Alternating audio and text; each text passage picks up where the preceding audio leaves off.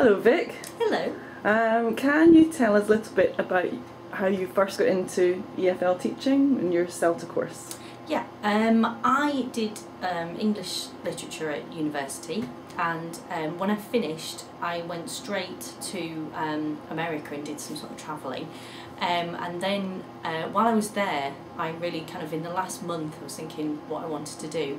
Towards the end of university everyone was applying for these corporate training courses, and I knew I didn't want to go into that, and I'd always thought I didn't want to go into teaching.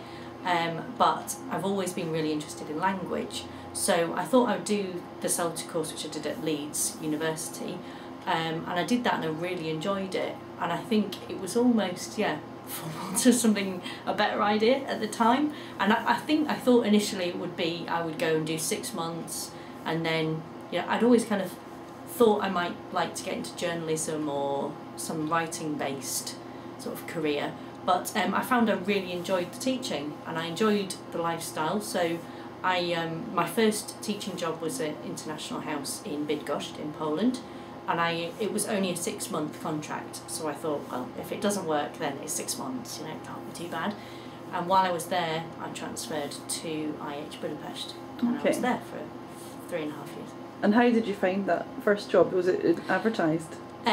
Yes, it was, and I kind of knew a little bit of International House, but I kind of through people I'd kind of met, and they seemed to have kind of mentioned it quite a lot on the course as a good company to work for. Mm-hmm. And so I went down for an interview at the central office, and then they kind of said what the availabilities were. So which I guess in retrospect is the things that haven't been filled by the transfers. I guess. Mm-hmm. So Bydgoszcz, Poland obviously wasn't the ideal destination for people already in teaching, but it was really good. Mm-hmm. As a first job. It was terrifying, of course, because you only do 6 hours of training of teaching on your entire course, and I think the longest is 30 minutes or something like that. And then I had 6 hours of teaching on my first day, and I had absolute beginners, then FCE, and I didn't even know what FCE was, and then upper intermediate in one day with 3 2-hour sessions, and it was quite terrifying, but they were really nice students. And I think the first kind of month I probably got by on rapport quite a lot, and was trying to, I'd be constantly sort of checking things in the break to go back, because you have to learn so much so quickly when you start. So, but they did have a lot of professional development, which was absolutely brilliant, because it just gave you the confidence to kind of do activities that you knew worked. So that was really good. Okay. And that carried on in Budapest. Really, there was a lot of professional development. So. And how long did you stay there for? 3 and a bit years. Okay. So in the last year I did the diploma there. Mm-hmm. So did your role change much while you were in that job? Not really, no. I got involved with what was a self-access centre, which was kind of doing computer assisted language learning, I think it was called, years ago. I got involved with that, but I was just a general English and exam teacher. Mm-hmm. And then I did the diploma, and then I came back to the UK and I worked at International House London for 6 months or so. Mm-hmm. And then from there I went to work at a language school in Brighton. I just applied for a senior teacher position, and I was the senior teacher there, in charge of kind of the resources, and then I did more the sort of self-access stuff again.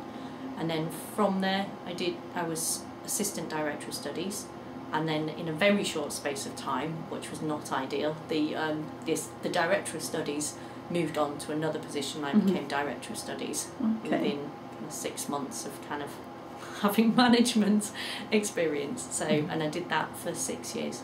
Wow. Okay. And how did you find the shift from the classroom into management?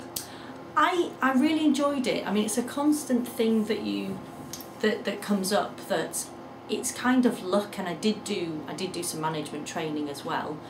But you do the diploma and you become, so your language skills are obviously up to scratch, but then, and you know your way around a classroom, and then suddenly, because you've got the diploma, you've got 2 routes really. You're either going into teacher training or you're going into academic management. and I just kind of fell into doing the academic management, and luckily I really enjoyed it, and you know, and I think it's just lucky whether you actually have you're quite organised and you're quite reasonable, and yeah, it kind of I really enjoyed it, although I didn't particularly enjoy the summers.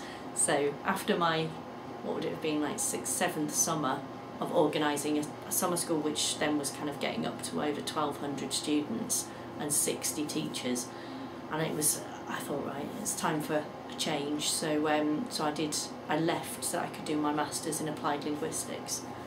So I did that full time, but I did about 15 hours of teaching at the University of Sussex, doing kind of more EAP, and doing language support for students who are going on to do a masters at Sussex. So I did my masters, and the plan was to kind of do something with that, but then I had a baby and then another baby. So it's kind of worked out as very convenient at the moment that I'm working part-time doing kind of the pre-masters stuff, and I've also moved into doing first-year undergraduate courses for research skills, which I really enjoy. So now I'm kind of back in the classroom after kind of 6 years out, and I really enjoy it. I really enjoy kind of having the contact with students. I found being a director of studies and then going into the classroom as a director of studies, students are always slightly preoccupied that they wanted to talk to you about something else rather than, you know, and they'd seen you perhaps in a different context. So I kind of missed the kind of interaction with students when I, you know, on a kind of more personal level that you get in a classroom, and it's a lot more fun. So any idea what will come next, or are you happy to continue? I don't know. I mean, I do constantly think where to go next, because yeah,